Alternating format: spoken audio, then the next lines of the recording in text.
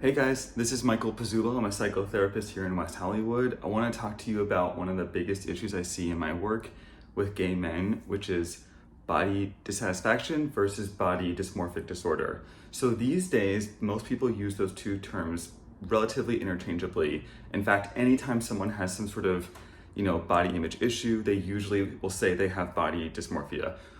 Which is often untrue. So just to dispel one myth, that most people coming into therapy these days who say that they have body dysmorphia do not.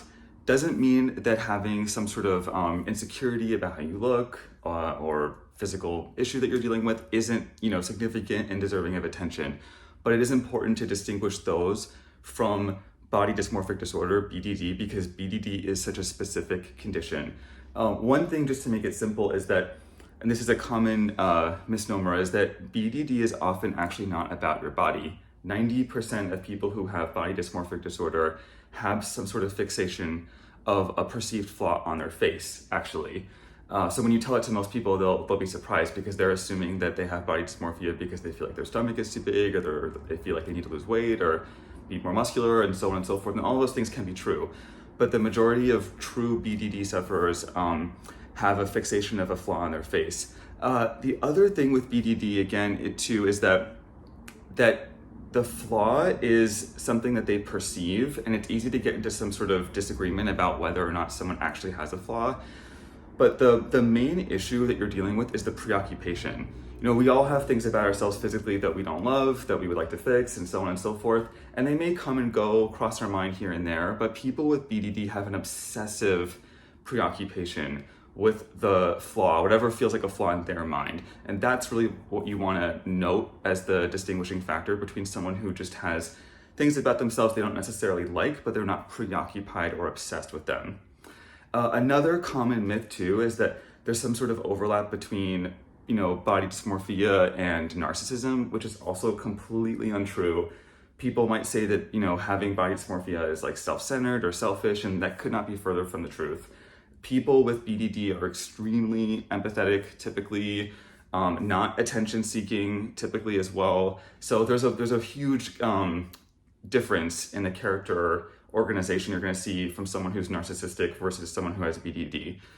So again, just if you feel like part of having body dysmorphia is because I'm narcissistic, that is likely not the case at all. So it's possible someone could have both of those conditions, but it's not usual. And then lastly too, that most people who have BDD go untreated and undiagnosed. It's often something that people suffer with in silence. The reason being is that they feel like the flaw that they're focused on is a flaw that needs to be fixed physically rather than psychologically. So they're less inclined to come into therapy and say, I have a preoccupation with some sort of flaw on my face and it's causing me distress and I think I have body dysmorphia. Instead, what often happens is it's sort of discovered along the way. So there are people, I think for all of us in our lives, who probably have some body dysmorphic tendencies or BDD that just may go unnoticed, because again, they're viewing the flaw as something that's really tangible and real and needs to be fixed.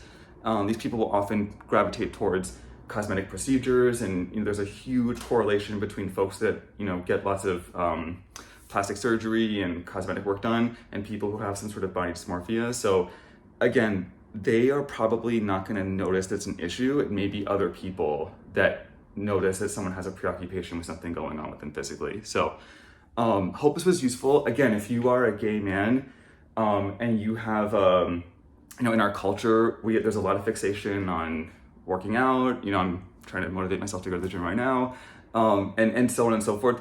That's all good and well, and there is probably an overemphasis on aesthetics in our community that can make someone self-conscious, and that's something that definitely can be looked at in therapy and treated for sure.